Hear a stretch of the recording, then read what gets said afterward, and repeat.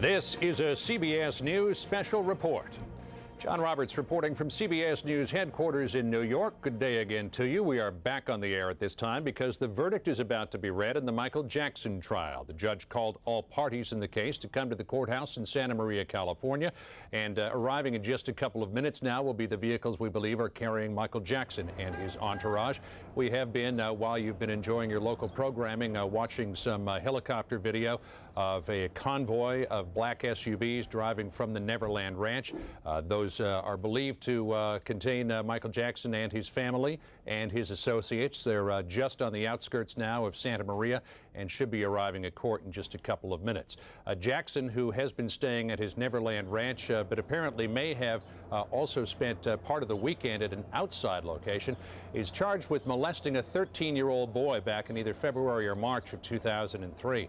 The indictment includes 4 counts of committing a lewd act upon the boy, 1 count of attempting such an act, 4 counts of giving alcohol to the boy to assist in the commission of lewd acts, and 1 count of conspiracy to commit child abduction, extortion, and false imprisonment.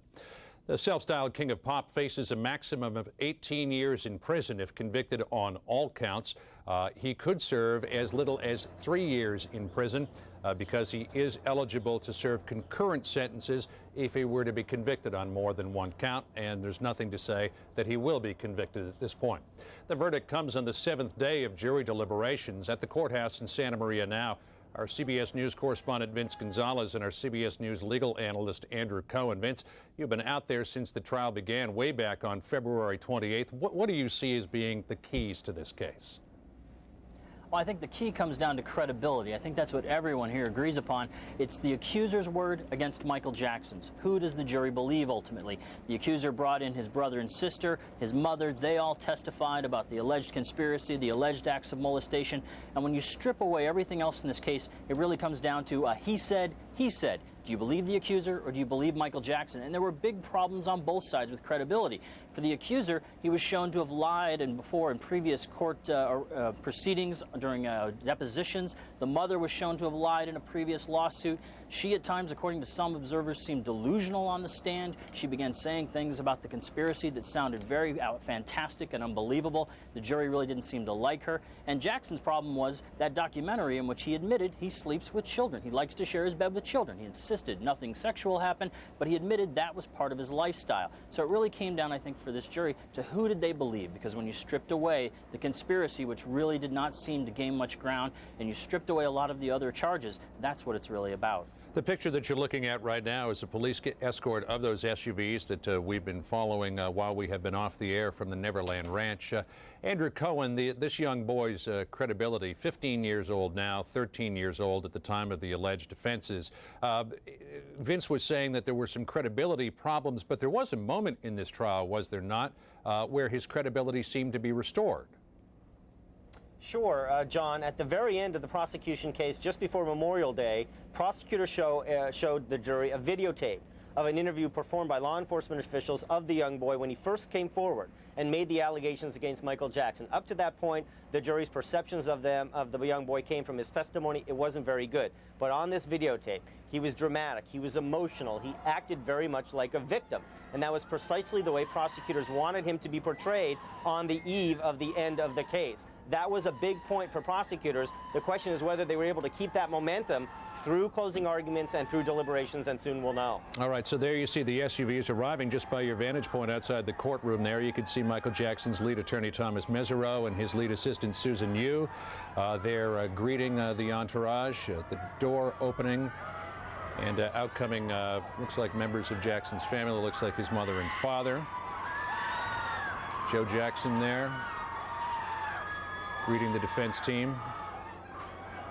Again, we don't know whether or not Michael is in this convoy because it was reported that he spent the weekend away from his Neverland Ranch at perhaps, but there he is. Yes, there's confirmation, obviously, that he is there. Coming out now under the trademark umbrella as he walks into the courtroom.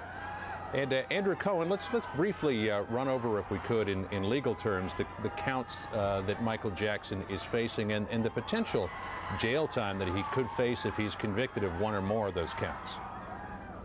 Well, sure. I mean, if he's convicted of all of them, he's looking at many years in prison. There's no doubt about it. In fact, John, if he's convicted of the molestation charge, any one of the 4, he probably won't be coming out of prison, out of courthouse the way he came in. He'll probably be going to jail right away. He won't leave the courthouse a free man. That's also going to be determined in the next little bit. And the thing to watch for, John, is the conspiracy charge. That's the first charge against Jackson. If we see a guilty verdict on that charge, it could be very bad news for Jackson. Prosecutors could run the table. They could get all of the charges as a conviction. The conspiracy charge was the weakest of the charges, and if the conspiracy charge is a conviction on that, it means the jury believed the alleged victim and his mother and didn't believe Jackson. So that's an early thing to watch for as we listen to the court clerk reading the roll. Obviously, if he's acquitted of that charge, it doesn't necessarily mean he'll be acquitted of all, but that is a very good bellwether, more than you usually have in a case like that. Right, so if that domino drops, there's a good chance that it's going to fall into all the other dominoes, and they'll continue to fall. But Vince Gonzalez, you were saying just a moment ago that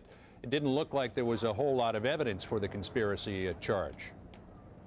Well, the conspiracy charge seemed to be the prosecution's biggest problem. I mean, their case stumbled from the very beginning. They really tried hard to prove this conspiracy, but they were never able to put Jackson at the head of it, and even couldn't put him in among the alleged unindicted co-conspirators most of the time. There was a lot of testimony about what people did on Jackson's behalf, but very little testimony that he actually ordered anything or orchestrated anything. And you had this problem where the prosecution came into court, tried to prove a very complicated conspiracy and built it around these molestation charges, and then had trouble with witnesses who turned on them. Early on, we were saying the defense did a great job of turning prosecution witnesses into defense witnesses, and we thought that was a sure sign of how this case may go. But then once the defense started, they had their own problems, had witnesses who flipped on them, had witnesses that did not perform as they had hoped, and then they wrapped up their case earlier. The so-called red carpet defense we'd been promised went away, where all these stars were going to come in and testify on Michael Jackson's behalf about how he couldn't have orchestrated a conspiracy like this. So the conspiracy charge seemed to be the weakest card that the prosecution had, and it doesn't seem to have done very well during the course of the trial, but we really don't know what the jurors decided when they got in there. And I think Andrew's right, that when the jurors come out, if they believe that conspiracy charge, if they believe the mother who said there were killers after her, who said that people were following her everywhere, if they believe that, then there's a good chance they believe the accuser on the molestation charge, and Jackson could go away for a long time. Right, we just saw Michael Jackson's parents, Joe and Catherine, in there going through the metal detector and then getting swept with the hand mag, just to make sure that they're not carrying anything into court that they're not supposed to.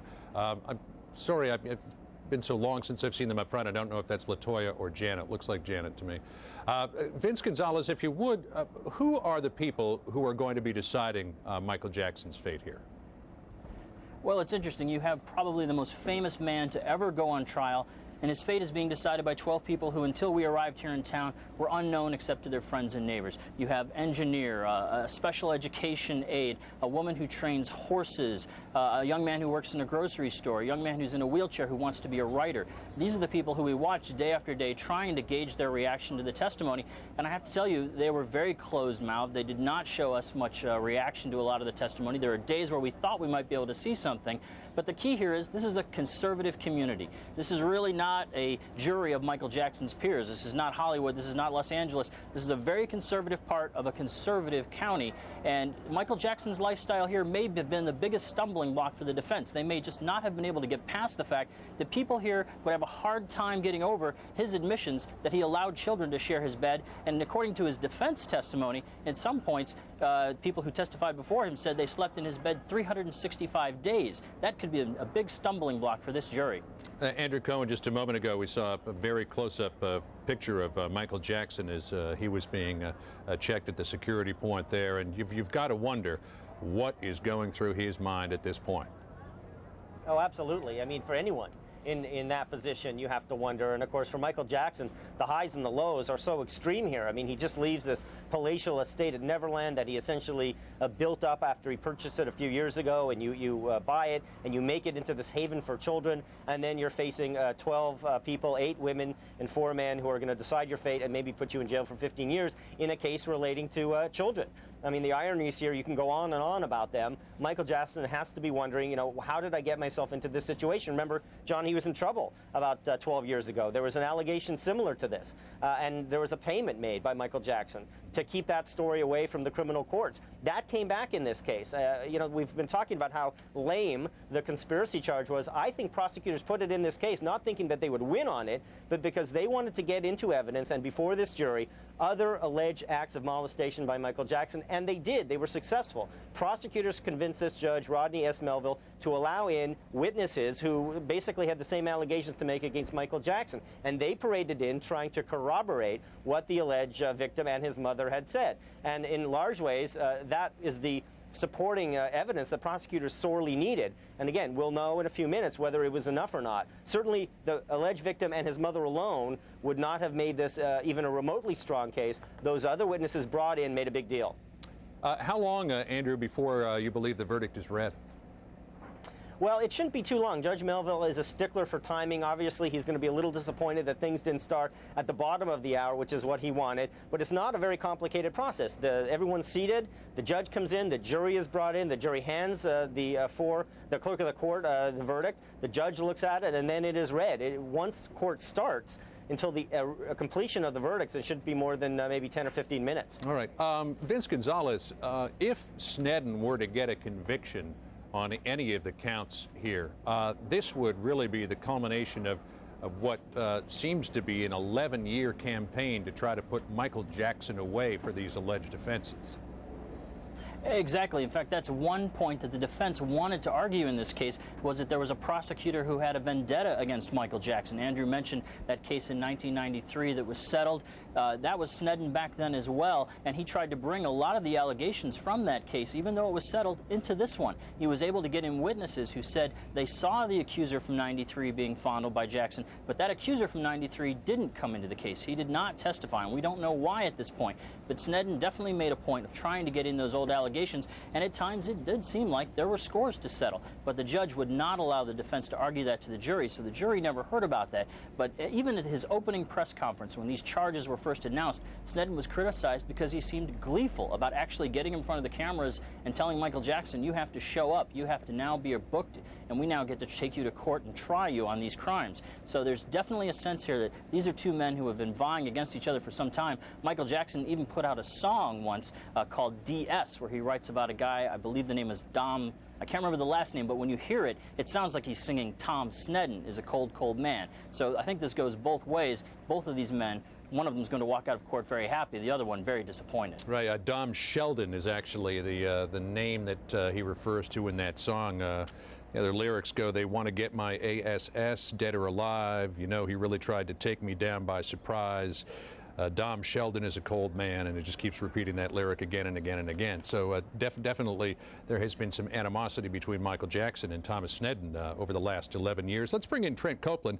He's an attorney out in Los Angeles. He is a CBS News analyst. He knows both Tom Mesereau and Tom Sneddon. And, you know, Trent, there's always a level of combativeness in the courtroom, particularly in a sensitive case like this, where the reputation of such a well-known person is at stake here. But there was downright animosity between these two sides. You know both of them. What was the cause of all of that? Well, look, John, I think as you indicated, look, both sides, this was a hotly contested campaign with both sides. Look, Tom Mesereau, one of the things that Tom Mesereau and Tom Sneddon have in common is that they were both former boxers in their college days. So these are two highly competitive individuals. There was a real dust-up in the courtroom at one point, John, when Tom Mesereau's group got a little too close to the prosecutors, and Tom Sneddon turned and looked at one of the bailiffs and said, get these guys away from here. We've got business to do. I mean, these guys really, share no love is lost between the two of them, and both of them were highly competitive. They were really going after each other, and I really think there was some personal animosity between these two attorneys, both of whom I think, John, did an extraordinary job in this courtroom, but both of whom as well were really out to get the other. And I think at times it really became very personal. And remember, John, in the close, in Thomas Mesereau's closing statement, he even mentioned in one of his first words that, look, this is a campaign. This is against me. This is Tom Sneddon Ron Zonin gave the closing statement, but Tom Mesereau indicated to him, he said, look, ladies and gentlemen of the jury, you've just heard an attack against me personally. And whenever you hear something like that, it suggests that the prosecutor's case is in trouble. So, even to the end, Thomas Mesereau was on the attack against the prosecutors, alleging that they were attacking not just his client personally, but also him personally, a highly competitive, highly combative trial. So unlike most prosecutors and defense attorneys who may be opponents in the courtroom but respect each other outside of the courtroom and may even have lunch together on occasion, these are two guys you think who just genuinely don't like each other? Look, it was a hotly contested case. And remember, these charges, John, are incredibly graphic, sexually explicit.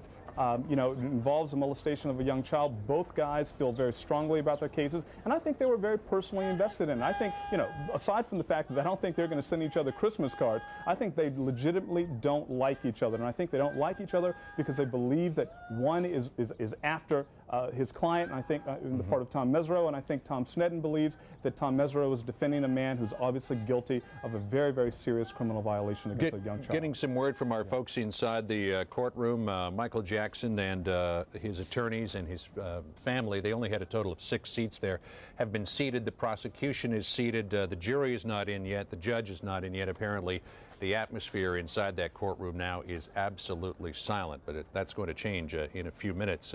9 uniformed deputies to keep order inside the courtroom. Trent, just again, because you know these two fellows so well, there was some news out last week, I think it was last Wednesday, that Tom Sneddon had assembled his staff for a dinner at a local restaurant there called the Hitching Post. Anybody who's familiar with the film Sideways will know that there's another Hitching Post, the sister restaurant to that one up in the wine country of California. Was that a celebratory dinner as far as you know? I don't know, but I have heard in recent days that the prosecution's team has spent a lot of time at that restaurant. Look, they also would entertain witnesses before those witnesses took the witness stand. Remember, Debbie Rowe was seen at that Hitching Post with the prosecutors before she testified in this case, John. So this is a real stomping ground for these prosecutors. Unclear as to whether or not Tom Sneddon was in fact having a celebratory dinner at that point, but it was clearly a place that was frequented by virtually everyone in this trial, including members of the defense team. All right, Trent Copeland at our bureau in Los Angeles. Trent, thanks very much. We're just crossing the top of the hour here. It's 2 o'clock Pacific time, 5 o'clock on the East Coast. You are watching continuing CBS News special coverage of the verdict in the Michael Jackson trial. We got word about an hour and a half ago that the jury, after some 31 hours of deliberations over 7 days, had come to a decision. They had come to a verdict in the Michael Jackson case. The call went out from Judge Rodney Melville for everyone to assemble in the courtroom. Michael Jackson and his entourage and his family drove down from the Neverland Ranch, which is about 35 minutes outside of Santa Maria, California. And we're just waiting now for the judge and the jury to come into the courtroom, and we expect that we're going to be hearing the verdict read in just a few minutes' time. And we will point out to you that we will hear an audio feed of the verdict as it's being read out. You'll know that there have been no cameras allowed in the courtroom since the trial began on February the 28th, but today, for the purposes of public consumption, Judge Melville consented to allow an audio feed of that verdict as it's read. If you're just joining us now, let's take you back about 20 minutes or so to Michael Jackson's arrival outside the courtroom in Santa Maria. Here he is getting out of the black SUV underneath his trademark umbrella. Mickey Sherman is a criminal defense attorney who defended Michael Skakel here in New York, a very famous case. And he's with us in the studio. And Mickey, what do you make of the length of time that the jury took to come to a decision here? It's been said that the longer it takes, as long as there's not a hung jury, the worse it might bode for the defendant. That used to be the case in the pre-O.J. days. Since O.J., the system has changed, and no jury wants to be accused of selling anybody, either side, short. So they're going to take a lot of time. They just don't want to come out and be criticized by their peers, by us, by the world, that they just didn't give it enough thought. So in the post-O.J. world, the jury in a complex case is going to take a considerable amount of time, and it doesn't bode well for either side. There was a lot of testimony that they had to go over. There was a lot of evidence that they had to consider. And there was also almost 100 pages of jury instruction. Could that account for some of the time that they took as well? Sure, and the foreperson is a very methodical person, we've been told, and they usually run the show, and they want to make sure that they cover every base. And jury instructions for a law student, for a lawyer, are difficult to understand, much less being so boring. So for them to digest this and to pay attention to it and then conform the facts to it, it takes a lot of time. We're told that the jury is filing into the courtroom now. The judge can't be far behind, and then there will be the reading of the verdict shortly after that. Mickey Sherman, 98 pages of instructions from the judge to the jury. Is that unusual? It is unusual. You know, it's probably not unusual for a complex civil case, some kind of antitrust action or something. But for a criminal case, he either did it or he didn't do it. I mean, you know, that's basically the way we operate.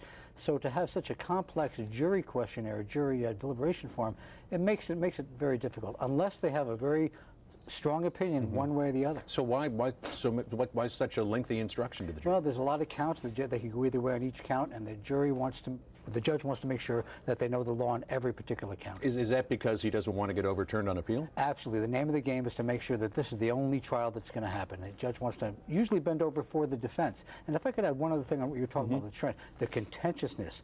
Usually the relationship between the prosecutor and the defense lawyer is a lot more casual than people think. There's a lot of camaraderie. It's the exception when you have a situation like this where there's absolute hate.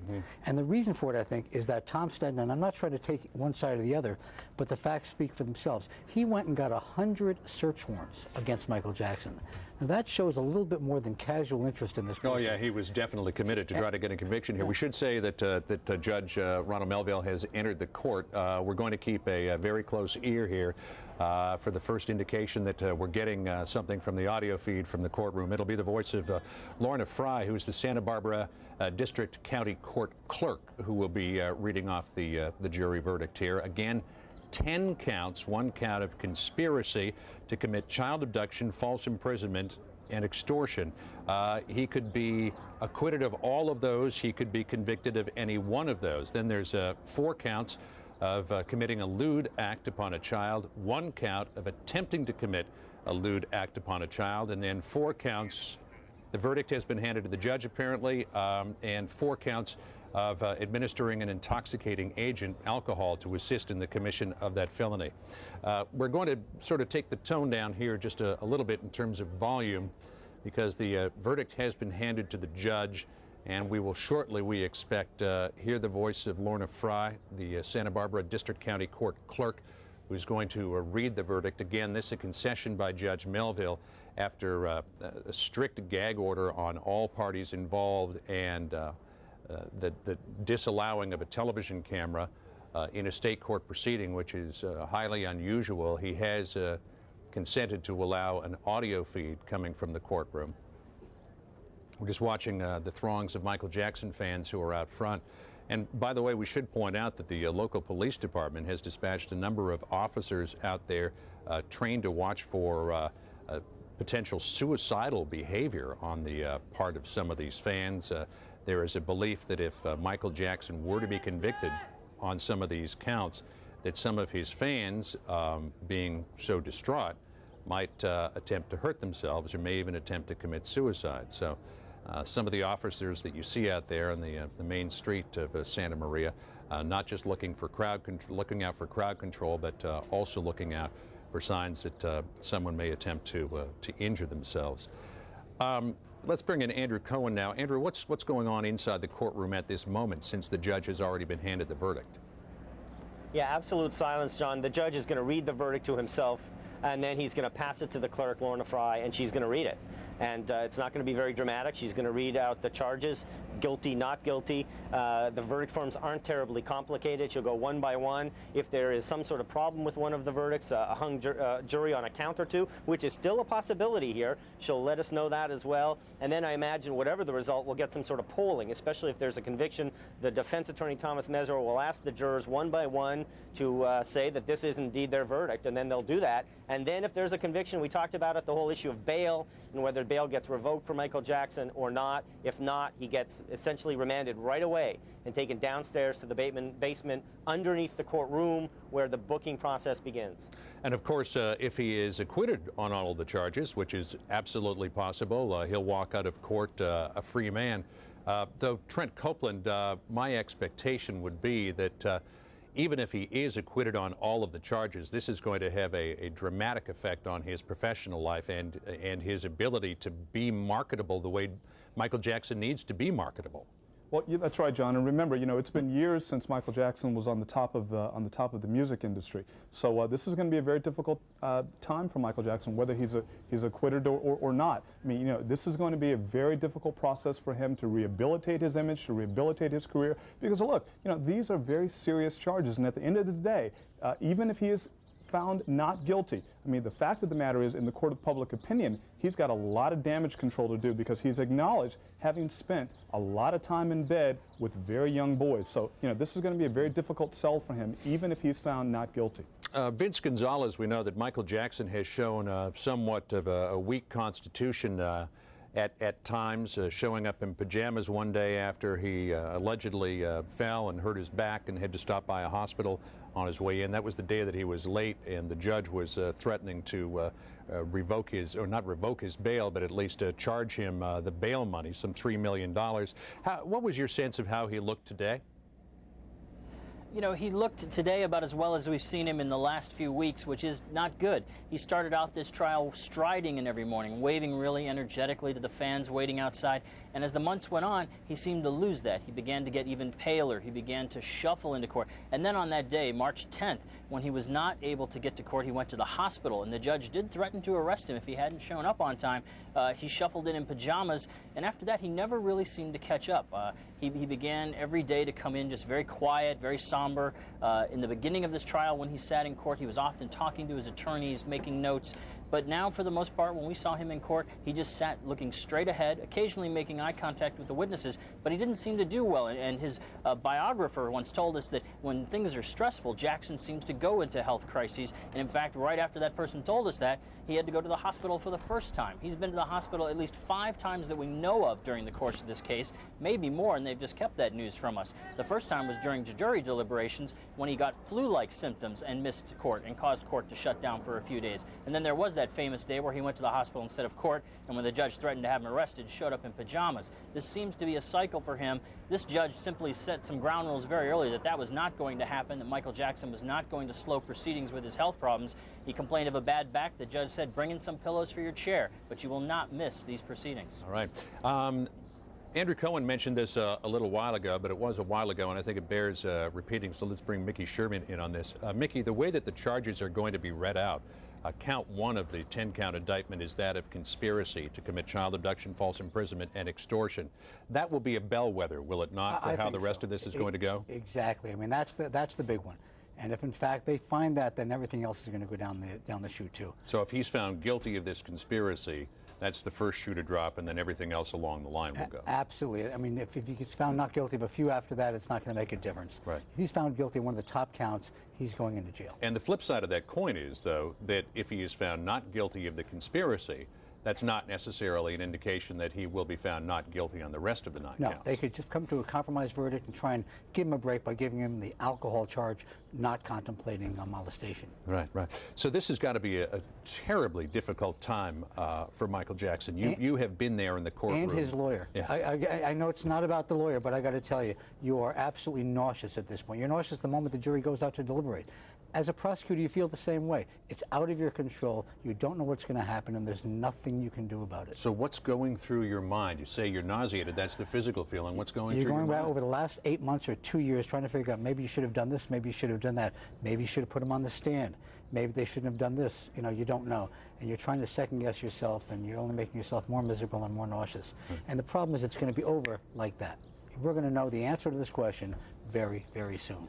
Trent Copeland at our bureau in Los Angeles. Michael Jackson did not take the stand in this case. Of course, the judge always issues instructions to the jury that should not prejudice them one way or the other. But they did actually hear from Michael Jackson himself, did they not? They did, John, and they heard from him quite extensively. They heard from him in this Martin Bashir outtakes. The prosecution played the Martin Bashir video, which really gave rise to this entire action. That's the video where Michael Jackson was seen holding the young boy, acknowledging that he spends time in bed with the young boy, the young cancer survivor. But the defense, to its credit, played what are called the outtakes. And it really weren't outtakes, John. It really was Michael Jackson having a videographer really record the proceedings, the Martin Bashir video, as they were going on contemporaneously. And so to his benefit, they had the opportunity to bring in that unedited video of Michael Jackson sitting there being recorded by Martin Bashir. And, you know, Michael Jackson talked extensively in that video about his philosophy on life, about, you know, whether or not, you know, sleeping with children was a good thing, how and why he slept with various children. You know, they talked a lot about wanting to have a celebrity party for animals, you know, Benji and Lassie and Bubbles the monkey. You know, so there were a lot of things that came out of that video, many of which, John, frankly, were very odd in terms of Michael Jackson, his mannerisms and the kinds of things that he believed in his philosophy in life. Right. But some of them, John, Trent Copeland, I'm sorry, yeah. we have to interrupt you because we're beginning to hear a little bit of audio coming from the courtroom. Let's just put that up and see where we are. State of California for the County of Santa Barbara, Santa Maria Division. Lorna Fry. The people of the State of California, plaintiff versus Michael Joe Jackson, defendant. Case number 1133603. Count 1, verdict. We, the jury, in the above entitled case, find the defendant not guilty of conspiracy as charged in count 1 of the indictment, dated June 13th, 2005, foreperson number 80. Count 2, verdict. We, the jury, in the above entitled case, find the defendant not guilty of a lewd act upon a minor child as charged in count 2 of the indictment, dated June 13th, 2005, foreperson number 80. Count 3, verdict. We, the jury, in the above entitled case, find the defendant not guilty of a lewd act upon a minor child as charged in count 3 of the indictment, dated June 13th, 2005, foreperson number 80. Count 4, verdict. We, the jury, in the above entitled case, find the defendant not guilty of lewd act upon a minor child as charged in count 4 of the indictment, dated June 10th, 2005, foreperson number 80. Count 5, verdict. We, the jury, in the above entitled case, find the defendant not guilty of a lewd act upon a minor child as charged in count 5 of the indictment, dated June 10th, 2005, foreperson number 80. Count 6, verdict. We, the jury, in the above entitled case, find the defendant not guilty of attempting to commit a lewd act upon a minor child as charged in count 6 of the indictment, dated June 13th, 2005, foreperson number 80. Count 7, verdict.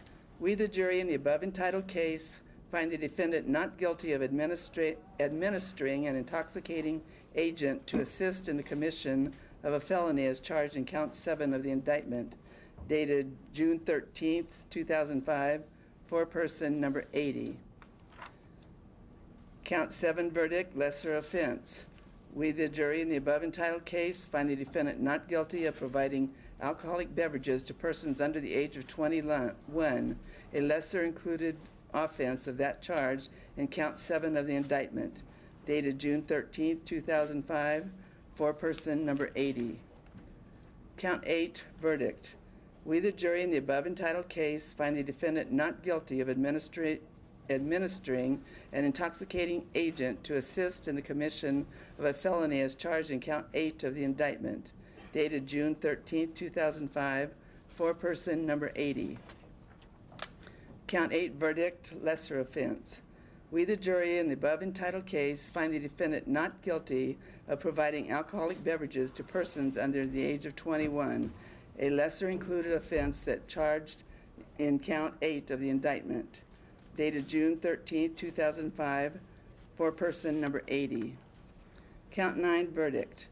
We, the jury, in the above entitled case, find the defendant not guilty of administering an intoxicating agent to assist in the commission of a felony as charged in count 9 of the indictment, dated June 10th, 2005, foreperson number 80. Count 9, verdict, lesser offense. We, the jury, in the above entitled case, find the defendant not guilty of providing alcoholic beverages to persons under the age of 21, a lesser included offense of that charge in count 9 of the indictment, dated June 10th, 2005, foreperson number 80. Count 10, verdict. We, the jury, in the above entitled case, find the defendant not guilty of administering an intoxicating agent to assist in the commission of a felony as charged in count 10 of the indictment, dated June 10, 2005, foreperson number 80. Count 10 verdict, lesser offense. We, the jury in the above entitled case, find the defendant not guilty of providing alcoholic beverages to persons under the age of 21, a lesser included offense of that charge in count 10 of the indictment, dated June 10, 2005, foreperson number 80. Well, you can expect that Michael Jackson is just going to moonwalk out of the Santa Maria courthouse there, the Santa Barbara District County Courthouse. He had a clean sweep, not guilty on all counts, even the lesser counts of administering alcohol to a minor, which would have been a misdemeanor charge. Andrew Cohen and Vince Gonzalez, whichever one of you wants to go first, let's get your response to this. Michael Jackson's walking out of there on air this afternoon. He has to be, John. I mean, this has been a grueling period for him. This is the best they could hope for. Jackson's dream apparently has come true. This says a lot about the people on the jury, that they showed a lot of guts. This is a very conservative community. There were a lot of people here who felt Jackson was guilty, would go by and boo the fans who were here, throw eggs at them, tear up their signs. These people have to live here long after Jackson is perhaps traveling the world on tour or has moved away. And the fact they were able to take this prosecution's case, all local prosecutors, and throw it out completely says a lot about their guts. And it also says a lot about the prosecution case, because the defense was the one that pointed out to jurors in closing arguments, this is about reasonable doubt and credibility. And if you don't believe these people, you must acquit Michael Jackson. And they seem to have taken the defense at their word and not believed the prosecution case that was put forward. So Prosecutor Tom Sneddon, who has been after Michael Jackson for 11 years, tried to get him back in 1994 and couldn't, tried again in 2005 to get him and couldn't. He's handed a major, major defeat. Again, Michael Jackson acquitted on all 10 counts, including the lesser counts that he was facing of administering an intoxicating agent, basically giving alcohol to a minor under the age of 21. What kind of a defeat does this represent for the prosecution here, Andrew Cohen, and what possibly could come next here in terms of the legal process for Michael Jackson? Sure, John, a couple of things. First, as Vince was saying, it ought to tell you something about how weak this case was by prosecutors that these jurors would so unanimously reject it.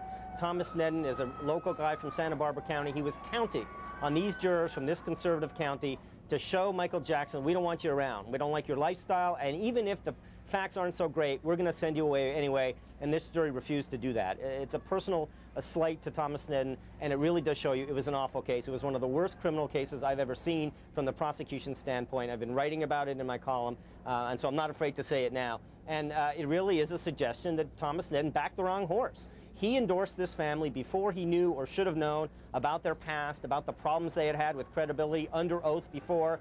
He backed them, he supported them, he endorsed them, and he tried to push through this case, and the jury today said no. Don't expect big talk from Thomas Mesro, the defense attorney, or Michael Jackson. They know that now they're going to face a civil lawsuit by this alleged victim and his family. They're not going to say anything that jeopardizes that. They're going to come out, they're going to thank everybody and so forth. We're not going to get any deals from them. The question that I will have is, what are people going to say to Thomas Sneddon, the prosecutor, and how is he going to answer? How does he answer for the fact that some of his star witnesses turned against him and ended up being better defense witnesses? How does he answer for Michael Jackson's ex-wife, Debbie Rowe, who he said would come to the stand and point an accusing finger at Michael Jackson, but who instead praised him? There are a lot of questions he now has to answer for putting the county through this sort of a trial with all that it entailed, only to have it be such a terrible result. Andrew Cohen, as we've seen in past high-profile cases, a criminal conviction or criminal acquittal doesn't necessarily mean that the person is off the hook in terms of these civil charges. In the civil case that you were talking about, O.J. Simpson comes to mind, where he was found not guilty in the space of 90 minutes and then faced millions of dollars in judgments against him in the civil trial. What do you expect the family is going to go for here in a civil case against Michael Jackson? Yeah, well, they're going to go for a ton of Michael Jackson's money, right? And there are a couple of things that are going to be different, John, about that case. A civil case, Jackson can't take the fifth. He'll have to testify. He'll have to testify probably in a closed deposition, the results of which I'm sure will leak out, and then he will have to testify in court. That's likely to generate the sort of settlement we saw before, only I imagine it won't be in the $20 million range. It'll be for a lot less. from the plaintiff now, from this family that becomes, instead of a prosecution complaining witness, now a plaintiff. They have to overcome this. And they have to overcome the perceptions that people have that this is a family that is capable of lying. And that is predator here, that is after Michael Jackson for money. One of the smart things, John, that Tom Mesereau, the defense attorney, did during his closing arguments was to tell jurors, hey, look, guys, you guys are the stalking horse for this family. This family wants a criminal conviction so that they can better easily get the civil money from Michael Jackson. Don't let them do it. And this jury said, no, we're not going to be a part of it. So their job, the job of this family, to get something out of Michael Jackson has seriously become a lot more difficult, and that's something that's going to unfold over the next 6 months, 12 months, even a couple of years. As the motorcade there to take Michael Jackson back to the Neverland Ranch lines up, we're getting word from inside the courtroom that Michael Jackson was dabbing his eyes with Kleenex after the verdict was being read. You can imagine that that has to be an incredible relief for him. There he was, essentially in terms of his career, with the executioner standing over him with his axe raised, and then the jury said to the executioner, go home. We don't need you because we don't believe this case. But let's bring in Trent Copeland again at our Los Angeles bureau. And Trent, what kind of an effect, you know California quite well, you know how Michael Jackson is taken out there. What kind of an effect is this going to have on him personally and professionally? Well, you know, again, John, I think it's going to be very significant. You know, it's very difficult. You know, in the best of scenarios, Michael Jackson, you know, really has not been on top of his game. He has not been on top of the music industry for a very long time. I mean, this is going to be very difficult for him. But I think, you know, if he reasonably expects to go out on tour with his brothers, as has been long rumored, I think he'll probably do fairly well out in Europe. Here in Los Angeles, California, here in California generally, I think Michael Jackson's still going to face the issue of why do you sleep with young boys? Why do you openly acknowledge that you spend, as a middle-aged man, time with young boys? And, you know, so look, in terms of the court of public opinion, he's still going to have a very difficult time. But, you know, John, I want to say something with respect to what Andrew said a moment ago with respect to the civil lawsuit that may be on the horizon for Michael Jackson. I was going to ask you about that. Knowing California laws as you do, you get a slam dunk acquittal like this. Is there much of a civil case left against you? You know, I think what's different about this case from the O.J. Simpson case, where clearly he was found not guilty and there was a large civil settlement against him, of course, which was never collected. You know, what's different here is that, you know, this mother, the accuser's mother, went on the witness stand and she testified, you know, I don't want Michael Jackson's money, and I'm never going to sue Michael Jackson. You know, her lawyer, also Larry Feldman, who also came into this courtroom, who also negotiated that $20 million settlement back in 1993, he came on the witness stand and said, this woman doesn't want any money. She's never asked for any money. She doesn't intend to file a lawsuit. Now, everyone who watched that and heard that testimony viewed it with some degree of suspicion, John, and the question will become whether or not this woman is going to stand by her word. I think that, you know, she may very likely file that civil lawsuit, but she also faces a great deal of scrutiny because, look, you know, she is under investigation as we speak for welfare fraud. She's under investigation as we speak for filing disability payments which she was not entitled to. So she really has a lot of baggage. And again, while she asserted her privilege against self-incrimination here in this civil suit, this criminal suit, in a civil suit, she'll be very hard pressed not to testify if she wants her son to somehow collect some sort of civil money damage against Michael Jackson. So she may not be exactly the sympathetic plaintiff that a person in a civil case would want to be. That's exactly right. She's not a sympathetic plaintiff. Her son will not be a sympathetic plaintiff. Remember, you know, part of his attraction was that he was a young 13-year-old cancer survivor. Once this civil lawsuit goes into effect, you know, some years will pass throughout the discovery process, and he's going to be a much older young man and clearly won't be viewed with the same degree of sympathy once he takes a witness stand. So I'm not so certain that there will be a civil lawsuit in this case. Mickey Sherman is here with us in New York. Just before we heard the verdict being read, Mickey, you were saying that as a defense attorney at this moment, and obviously as a defendant as well, you're nauseated just waiting to hear what's going to happen. The words that I heard emanating from your mouth as the verdict was being read were, wow. Wow. Totally. I'm still saying wow. But you know, what's important to say is what this verdict does not say. This is not opening the floodgates for child molesters around the country. And that's going to be the spin we're going to hear from a lot of bleeding hearts. And not that child molestation is a good thing. It's a horrible thing. But this is not sending the word that you can do it and get away with it. This is one particular case. This is not the threshold case of child molestation. There is not many cases out there like this. The other thing that's important here is that this is not a predominantly African-American jury which let him go. And I think you got to think about that. This was a jury that really cared about what was going on and not about the color of anyone's skin. Michael Jackson coming out of the courtroom now. You had to wonder if there was going to be a culture clash with this jury based on their makeup. And the other thing is the greater distinction with the civil case, if they bring one, is the damages. In OJ, there's 2 dead bodies. Here, there's a child who may or may not have been touched. Right. We should point out that the judge read a statement from the jury. The jury had a statement that it delivered to the judge after the verdict was read. The jury said, quote, "We thoroughly and meticulously studied the testimony, evidence, rules, and procedures since January 31st, 2005. Following the jury instructions, we confidently came to our verdict. It is our hope that the case is a testament to the belief in our justice system's integrity and the truth. We respectfully request the outside world allow us to return to our private lives as anonymously as we came," which means that the jury is going to try to resist all of the requests for interviews for the primetime shows, which will be coming up this evening, as well as the morning shows tomorrow. Don't know if they'll all escape that onslaught. The O.J. Simpson jurors did come out and talk. Michael Jackson there with there's Mesereau and shaking hands there.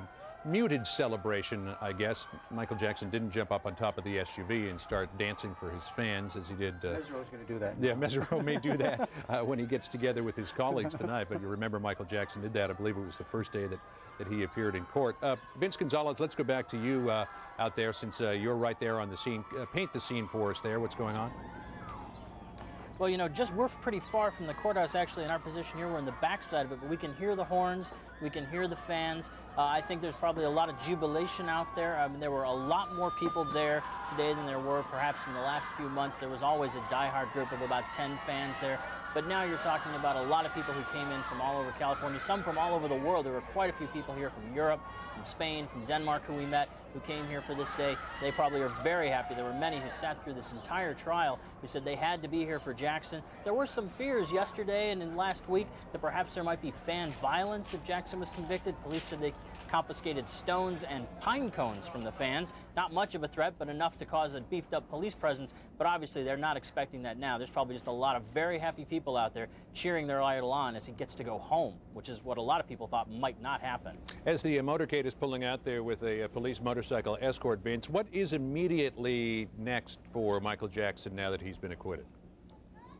Well, it's interesting. One thing we heard, there was a lot of speculation that he might leave the country after this, but we're told he promised his mother he would not take his children out of the country. We don't know if he's going to stay in this area, but he said he's not going to leave the country. And then as Trent was saying, there have been reports that he's planning a triumphant world tour with his brothers, the first time they've gotten together to tour in quite some time. Our bet is, though, he's going to be going back to Neverland tonight to spend some time with his family, to relax, probably for the first time since 2003 when Neverland was first raided by sheriff's deputies here. And certainly, even though this problem has been lifted off of Michael Jackson's shoulders, there are still a lot of other problems that he faces, and not the least of which is the shape of his finances. Trent Copeland, from what you know of Michael Jackson, can you enlighten us at all as to the state of his finances?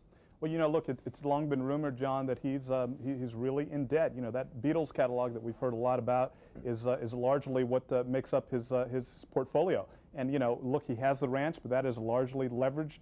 He has that portfolio, that Beatles catalog that he is also leveraged against. He's taken out a lot of loans on that. So most people speculate that Michael Jackson is having quite a difficult time financially. I'm not certain whether Michael Jackson really will be able to, at the end of the day, take a deep breath and feel like all the weight of the world is off of his shoulders, because he's still facing mounting debt, mounting difficulties. Remember, the prosecutors in this case brought up the fact that it was his mounting debt and his financial situation that really caused this whole process to go into motion, that Martin Bashir video needing to be done because Michael Jackson was in such deep debt. So, you know, look, while he is relieved clearly, this criminal case is now behind him, he still faces an uncertain future relative to his very precarious financial position. I would assume, too, that he faces a pretty enormous legal bill. I take it that Tom Mesereau, Harvard-trained attorney, doesn't come cheap.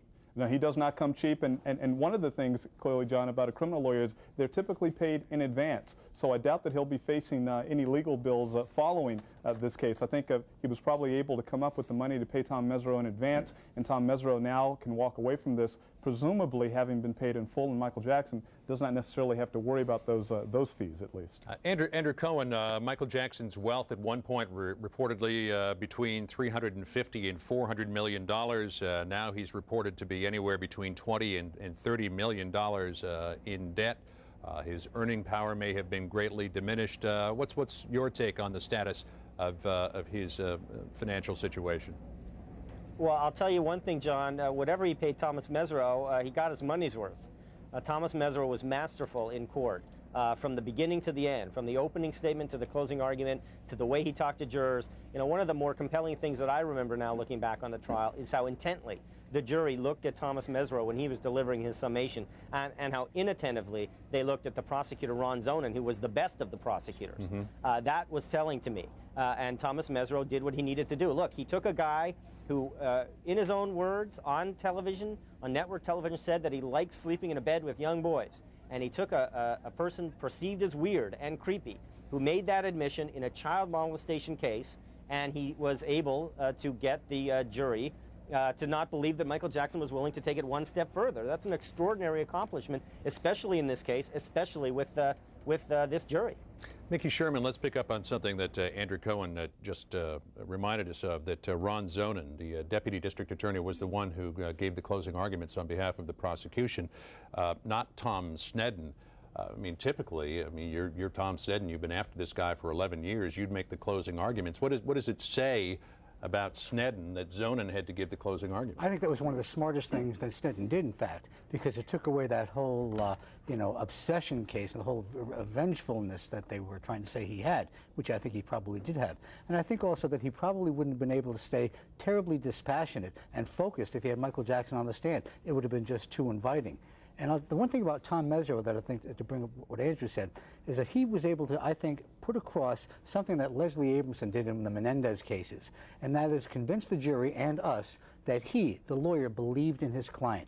And that's not always the case. We were always accused of not believing in the client, just taking the money and doing the job. So when you can convey to a jury and the public and the media as well that you personally believe in it, that goes a long way. We've got Randy Taraborelli wired up and ready to go. Randy Taraborelli is a CBS News analyst as well. He's an author of a Michael Jackson biography, The Magic and the Madness, and he was inside the courtroom. So now, because we didn't have a camera in the courtroom, Randy, you're going to give us our very first sort of inside look at what happened. Give us what it was like inside the courtroom. You know, it was a moment, I got to tell you. I've been in that courtroom now every day for the last few months, and it was a very sobering experience. The jury walked in and did not look at Jackson, so those of us in the press corps were a little concerned about that because, you know, when they don't look at the defendant, you got to wonder what they're coming back with. Michael's mother was there, Joseph was there, his father, LaToya was there, Randy, Tito, the brothers. I understand Jermaine and Janet were upstairs waiting. It was intense, you know, I'm a little emotional about it because you just can't imagine the anxiety of everybody in that courtroom when those verdicts were being read, one by one, not guilty. Jackson was, I think, stunned. He looked absolutely just, you know, leveled by it. He was crying a little bit. His attorneys seemed a little bit dazed. Tom Sneddon and the prosecution just leaned back and looked as if their world had just crashed down around them. What a moment in that courtroom. I got to tell you, it was very intense. You would think, Randy, that would be the type of reaction they would have if the counts were read off as guilty, not guilty.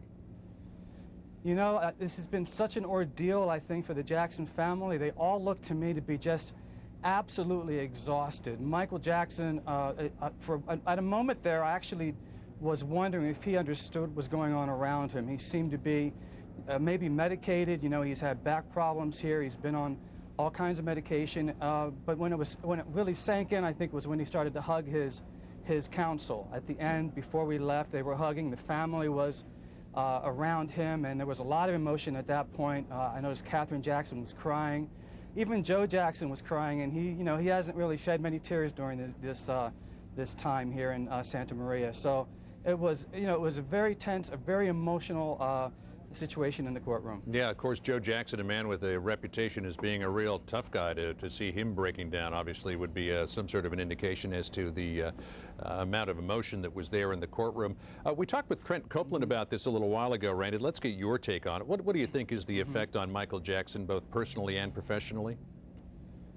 You know, I mean, that I guess remains to be seen at this point. You know, does Michael Jackson have the enthusiasm, the fire in his belly to continue his career, or has it been extinguished by this litigation? That really remains to be seen. I have to tell you, he doesn't look to me like a man who, is ready to go back out there and start singing and dancing.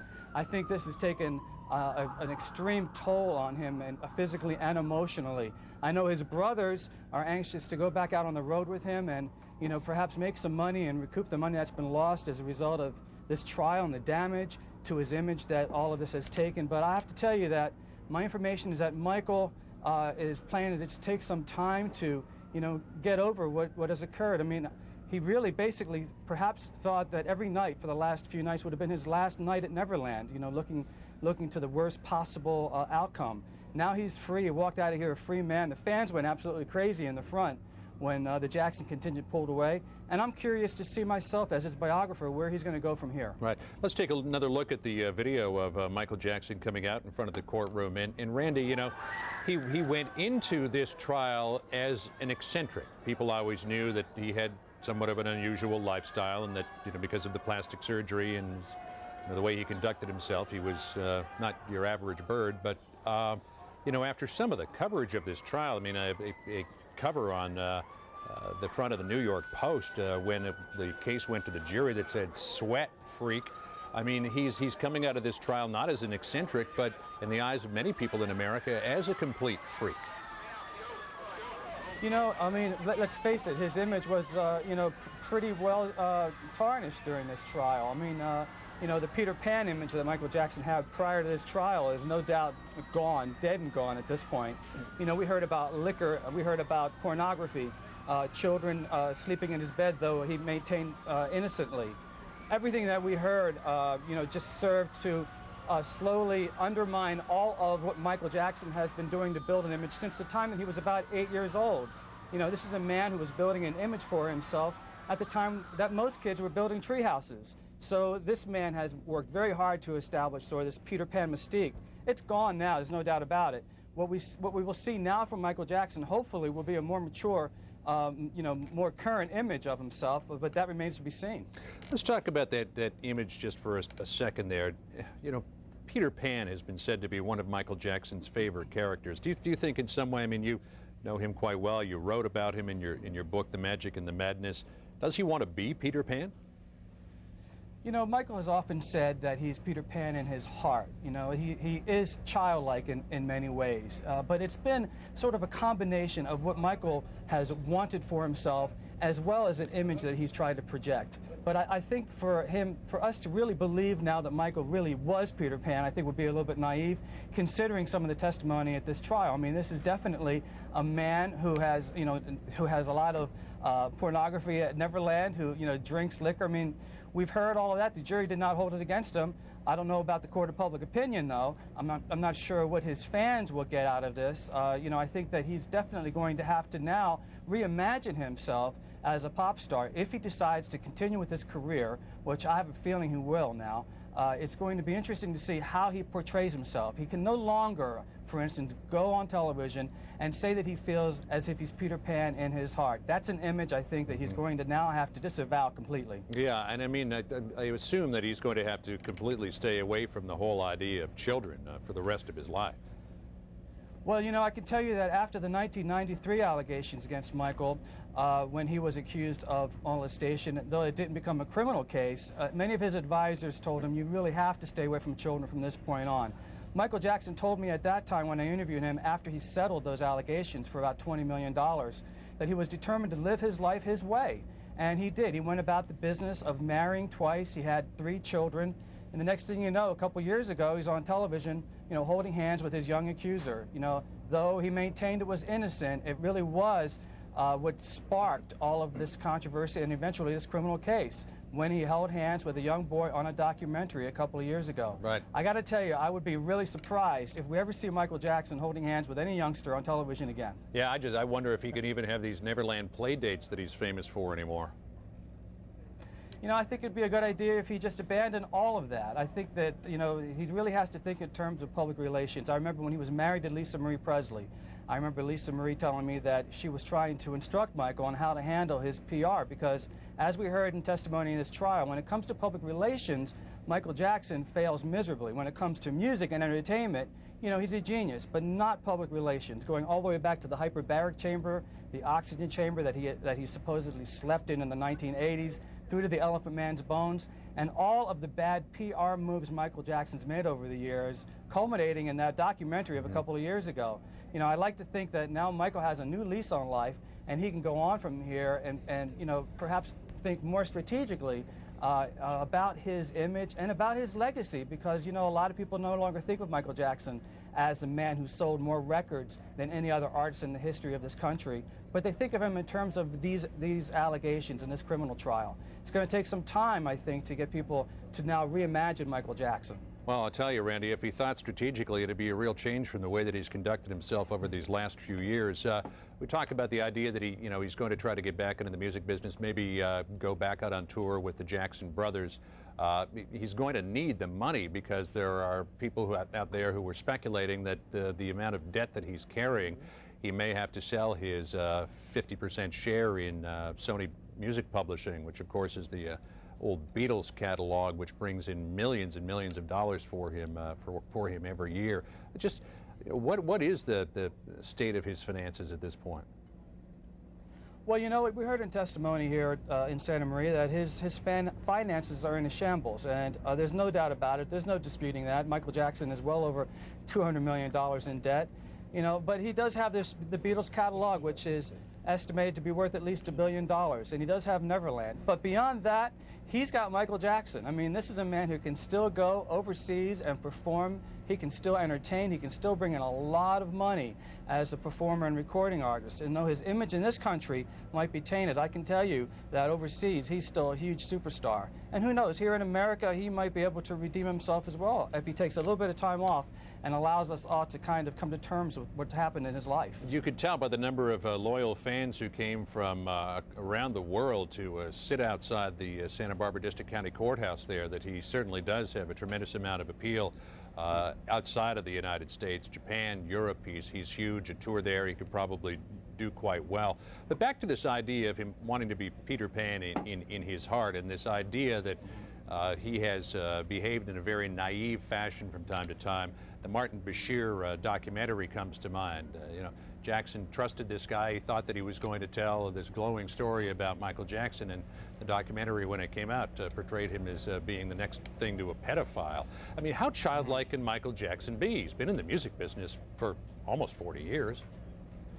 Well, you know, one of the defense's strategies in this case was really to paint Michael Jackson, you know, as sort of dumb. I mean, in opening statements we heard from Tom Mesereau that Michael Jackson is a man who walks around Neverland, you know, with his head in the sky, climbing trees, thinking about music, not doing anything in terms of business, not signing contracts, not being involved in any of the professional world. And the reason that he went down that road, Mesereau, was because he wanted to extricate Michael from the conspiracy charges and wanted to make Michael seem as if he was not involved in his business affairs. I can tell you, though, having interviewed Michael many times over the years and having also written about him and his business affairs, he's a very smart guy. And that's the dichotomy of Michael Jackson. It's the paradox. On one hand, you have the smart businessman who has made, you know, hundreds of millions of dollars in his life. I mean, he didn't become the king of pop by being stupid. On the other hand, you have this man who is extremely naive, who is extremely childlike, and who doesn't think in terms of what we in the real world would think of as common sense. And that is what has made Michael Jackson such a complexity and such a confounding personality for people for so many years. Right. All right, let's give you just a little bit of a break there, Randy. You've been chatting with us now for about 15 minutes straight. Let's bring in Mickey Sherman. Mickey, what are your thoughts on this whole idea of the way that Michael Jackson has to comport himself from here on in? Well, one thing, the fact that he's in debt is not that big a deal. He's better off in debt than in jail. Oh, As I a mean, convicted sex how many times offender. was Donald Trump bankrupt, right? Yeah, exactly, and he, especially guys. Donald Trump didn't have the Beatles catalog Yeah. or the ability to sing, although he does do pretty well in The Apprentice. But the bottom line, he's so far better off, so far ahead of the game, better than 20 minutes ago.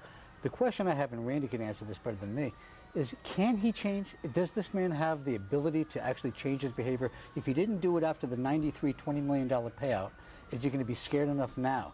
Or will the family hire a person to be with him 100% of the time? It's kind of pathetic, but that may be the answer for him. Right. I don't know that he's got the wherewithal to change his behavior. Well, what do you think about that, Randy? Randy Taraborelli, are you still with us? I'm still here, yes. What do you think about what Mickey was saying, that, you know, does Michael Jackson have the ability, the sense of willpower to be able to change his behavior? Will he have to have a chaperone with him at all times if he is to protect what's left of his career? You know, it's a good question, and obviously in 1993, you know, he had the opportunity to change his behavior, and he did not. But I have to tell you now, after sitting in this courtroom with Michael Jackson for the last 3 months every day, if this is not a wake-up call for him, I don't know what would be. This was devastating. I mean, his entire private life was laid out for the public. It was absolutely, there were moments in that courtroom when I was sitting in there with his mother when the pornography was on the screen, when I just thought this was the most mortifying experience of Michael's life. If this doesn't act as a wake-up call for Michael Jackson, I don't know what will. So I'm hoping, as I'm sure his family is and his supporters, that he takes this opportunity to now move forward with this life, a new man, and no longer allows himself to be involved in anything that could be interpreted as being inappropriate. You see, as the Jackson caravan is going back to Neverland, cars, losing the signal a little bit there, cars pulling up beside him, fans waving their hands out the window, giving them the thumbs up sign. Andrew Cohen, the great thing about America, it's been said, is that everybody gets a second chance. Is Michael Jackson going to get a second chance after this? Yeah, I think so, John. I think America does love that second act, and I don't think it's that complicated. I mean, part of the problem is Jackson. The man needs therapy if he isn't getting it already. This is a recurring problem. It's happened before. He needs to fix it. But mostly he needs to surround himself with people who can act and think like adults, like mature, responsible adults. One of the lessons I learned from sitting in on this trial is that universally Jackson makes bad personnel decisions. He picks the wrong people to help him, whether it's financial or personal, and that these people often have motives that do not coincide with his own, and either he's blind to it or he's so naive he thinks they're actually working for him. So he really needs, like a, you know, instead of a Damon Runyon figure, which we saw come through this trial over and over again, he needs like a Bill Gates type figure, IBM instead of Enron, to help him through this. And I think if he gets that, he has the talent. I think if he were to get together with his brothers, you know, just as someone who's listened to his music, who is part of that generation that grew up listening to the music, the talent is still there, presumably, after a long rest and some relaxation. He can do that second act, but it's not going to be worth anything if he can't keep away from children, if he can't manage his money better, and if he can't surround himself with people who are able and willing to say, no, Michael, I'm not beholden to you. I'm not, you know, you don't pay me, or, you know, I don't have to live on your salary. This is what you need to do. He hasn't had enough of those people in his life, and the testimony clearly showed that. Yeah, I mean, for the last 40 years of his life, everybody who's around him, with the exception of his father in the early going, has been kissing up to him. I mean, who's going to have the chutzpah, if you will, to tell him this is what you've got to do, and if you don't do it, you're going to be in a lot of trouble. Yeah, absolutely. I mean, this is a trial about children, right? It was a child accuser. It was Jackson saying that his defense was that he was a child. Somebody needed to be an adult in Michael Jackson's life back then. Someone needs to be an adult in his life now. His brothers can't do it. His parents obviously didn't do a good job of it. Somebody has to come in. And I think when Jackson has made those choices in the past, they have invariably been the wrong choices. And I don't know who's going to help him do that. It's sort of like a chicken and the egg thing. You need a good advisor to help you get a good advisor.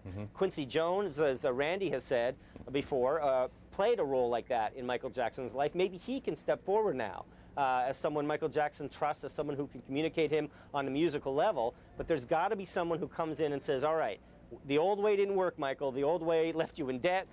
Within a verdict of being in prison for 15 or 20 years. If you want to have a second act at the age 46, and you can, here's the way you need to do it. I think the formula is there. It's the execution that's going to be the issue. One might wonder if Tom Mesereau might not be wise to give up the practice of criminal law to be his manager, at least for a time. No, he's too good. He's too good, John. That would be a tragedy for the legal profession, because other people are going to need Thomas Mesereau the way Michael Jackson did. It might be good for Michael Jackson, though. Mesereau seems to be able to get him under control and say this is what you need to do. Let's bring in Trent Copeland again from our Los Angeles bureau. Trent, you know both the prosecutor and the defense attorney, Sneddon and Mesereau, very well. You're Mesereau, how are you feeling? If you're Sneddon, how are you feeling right now? Well, look, if I'm Tom Mesereau, I'm obviously riding high, John. And, and I think you're right, actually. I think, Tom Mesereau, he got Michael Jackson under control. And that is clearly something that none of us who watched this trial believed, that as it extended over the course of 105 days, from opening statements till today's date, that Michael Jackson could really hang in there. And, Thomas Mesereau, he ran a tight ship with this defense team. I mean, there were certain members of the defense team when he felt like they weren't pulling their weight, like Brian Oxman. He had him out of the defense team. As recently as yesterday, it's rumored to be that Tom Mesereau even fired Michael Jackson's, or was instrumental in firing Michael Jackson's publicist, Ramon Baines. So, he really has had a very steady, firm hand in this, and I'm not certain that he won't reemerge as a very central figure in Michael Jackson's life going forward. So, look, I think he's got to be very, very buoyed, very happy with this. Clearly, he invested a lot of time in this. I doubt that he was able to receive his entire fee, given what Michael Jackson's finances are, but I think he's got to be very, very happy. If I'm Tom Sneddon, look, Tom Sneddon is looking at retiring, the prosecutor in this case, John, in 16 months. He indicated publicly that, really he was at the end of the road as a prosecutor. He's been the chief prosecutor there in Santa Barbara County for in excess of 20 years, a prosecutor for 35 years, and this is the end of the road for him. So, he's used his political capital. I think now he's going to have to go back, face the residents of Santa Barbara County, and account to them for why he spent millions and millions of dollars on this case, why this case stretched so long, and why the result was what it was. So I think this is going to be a very difficult day for the prosecutor. I think it's going to be a very difficult day for that prosecution team. Right. Mickey Sherman, what do you think the effect on the prosecutor is going to be? Is he going to be taken in Santa Barbara County as being Ahab and Michael Jackson being the white whale that beat him? It's amazing. These trials often decide who's the jerk and who's the hero. And it has nothing to do with what you did. It's the result that counts. If Mesereau won, he's a hero. If he had lost, he'd be a jerk. They'd be criticizing him for everything in the sun. And the same thing's going to hold true with Sneddon. Although with Sneddon, his baggage was higher. Oh, apparently Tom Sneddon is giving a news conference right now. Let's listen to him very quickly here before we get off the air.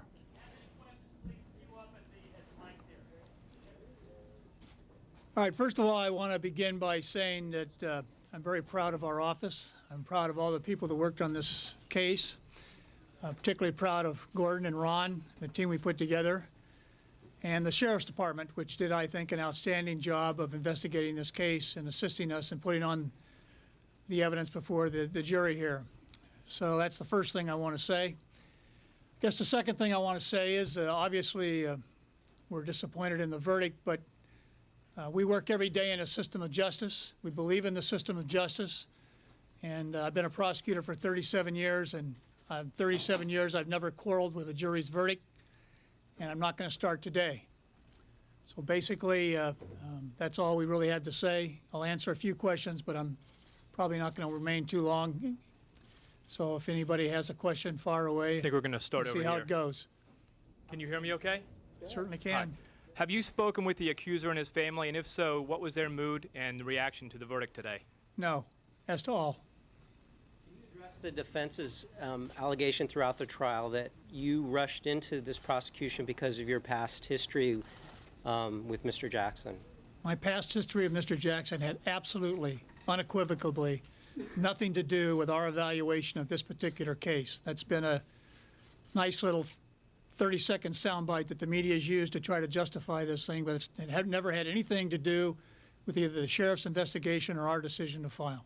Can you address the fans' claim that the Santa Barbara DA was somehow trying to frame Michael Jackson, and all of this really is an elaborate scheme to frame Michael Jackson and make him look guilty? I just answered that question. Mr. Snedden, in retrospect, do you think you had the wrong family on the stand? I don't know how much work you do in the criminal justice system, but the system I worked in for 37 years is that people come in and they're the victims of crime. We don't select our victims, and we don't select the families they come from. What we do is we evaluate the case. We try to make a conscientious decision as to whether or not we have enough evidence to go forward. And that's what we did in this case. We've done it in every other case since I've been the district attorney in this county, and we will continue to do that as long as I'm the district attorney of this county. There you hear Tom Snedden, the Santa Barbara County District Attorney, who was talking about his role in the trial.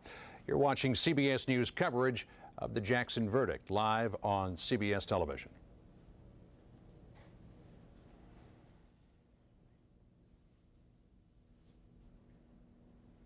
We're back with our continuing live coverage of the Michael Jackson verdict. Just to keep you up to date here, he was found not guilty on all 10 counts. It was a clean sweep for Michael Jackson. There you see a helicopter picture of Jackson and his entourage in the convoy of black SUVs, which have become so familiar over these past few months, heading back up to the Neverland Ranch. Obviously, there's going to be some kind of a celebration there tonight because Michael Jackson now gets to begin the second act of his life. What's unclear is how he will play out that second act.